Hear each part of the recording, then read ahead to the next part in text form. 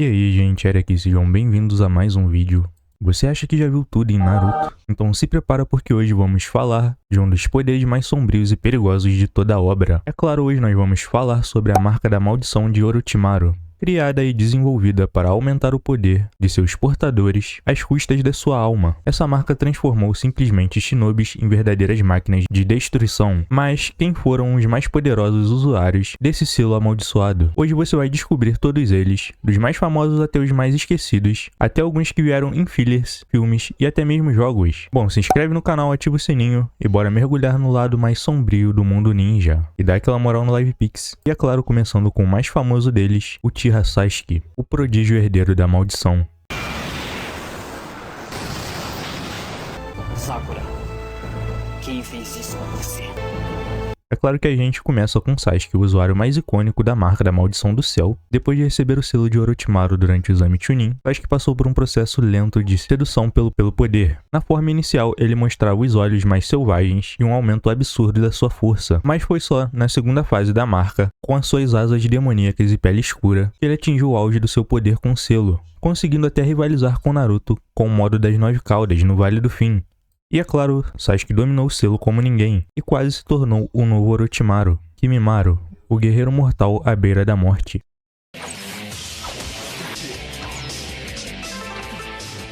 Se você acha que lealdade não importava, você precisa conhecer Kimimaro.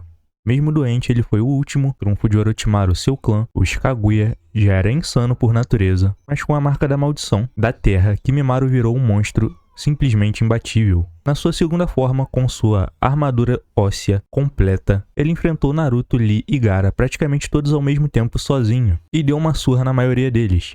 E o único motivo da sua derrota foi a sua própria doença. Se ele estivesse saudável, teria mudado totalmente o rumo da história, e certamente o fim de Naruto seria ali. E logo em seguida nós temos o Jugo, e a origem da marca da maldição. E agora vocês segurem essa.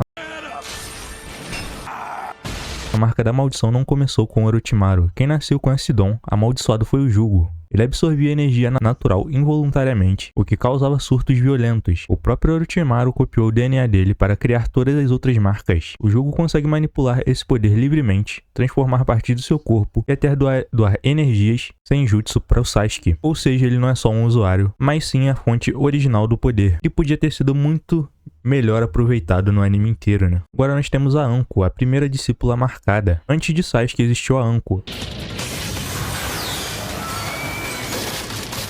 a primeira a receber a marca do céu, só que ao contrário de Sasuke, ela nunca conseguiu controlar o novo poder. Com medo de perder o controle, ela abandonou os estudos com Orochimaru, e desde então carrega a marca como uma lembrança amarga do seu passado. Apesar de não ter usado em combate, seu corpo ainda foi útil. Mais tarde, Orochimaru usou ela como ponte para sua ressurreição. E agora nós vamos para um grupo, são alguns dos mais interessantes dessa lista. Nós temos o Quarteto do Som, os guardiões demoníacos de Orochimaru. Agora vamos falar dos soldados mais perigosos do Orochimaru. Nós temos Kidomaru, Tayuya, Jirobo, Sakon e Ukon. Bota Sakon nisso. Eu tinha que fazer essa piada.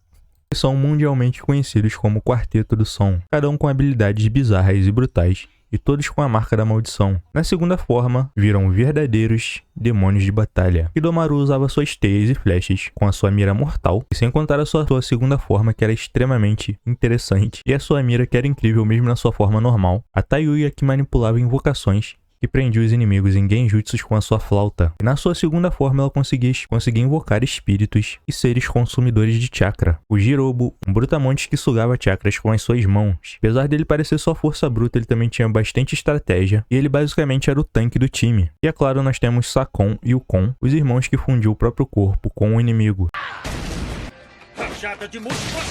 assim conseguindo destruir ele de dentro para fora. Eles eram a parede defensiva indestrutível do grupo. Bom, eles enfrentaram os Genins de Konoha em batalhas épicas e quase venceram. Isso tudo na reta final do anime, clássico de Naruto.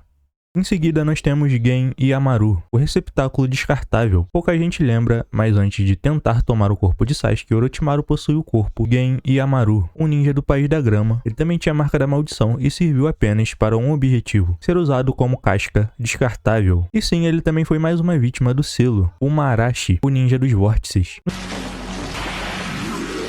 Nos episódios fillers, uma Arashi é mostrado como um membro de um clã que serviu Orochimaru. Ele usava o selo amaldiçoado e técnicas poderosas baseadas em vórtices de chakra. Não é canônico, mas é um bom exemplo do alcance que Orochimaru teve com suas experiências. Seimei, o guerreiro do filme.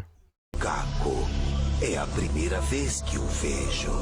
Em um dos filmes de Naruto, Seimei aparece como usuário de uma variação da marca da maldição, vestindo uma armadura lendária. Ele enfrentou Gaara e sobreviveu tempo suficiente para mostrar que o selo dele era fortíssimo. Mesmo não sendo parte do mangá original, sua força não pode ser ignorada. Mitsumi Tsurugi, um infiltrado em Konoha nos exames Chunin, Mizumi, apareceu como aliado de Orochimaru. Ele esticava o corpo como borracha, embora nunca tenha usado a marca da maldição diretamente. Existem indícios de que foi modificado com base nela, mas um experimento ambulante do Senin das cobras. A marca da maldição representa o desejo de poder a qualquer custo, mas ela cobra caro liberdade, sanidade e até a alma, e no fim o seu corpinho vai ser usado por Orochimaru. Poucos conseguiram dominá-la. Sasuke, Kimimaro, Jugo, todos trilham um caminho sombrio por causa desse selo. Agora diz aí, qual desses usuários você acha que foi o mais poderoso? Ou melhor, se você tivesse que escolher, aceitaria a marca da maldição do Orochimaru?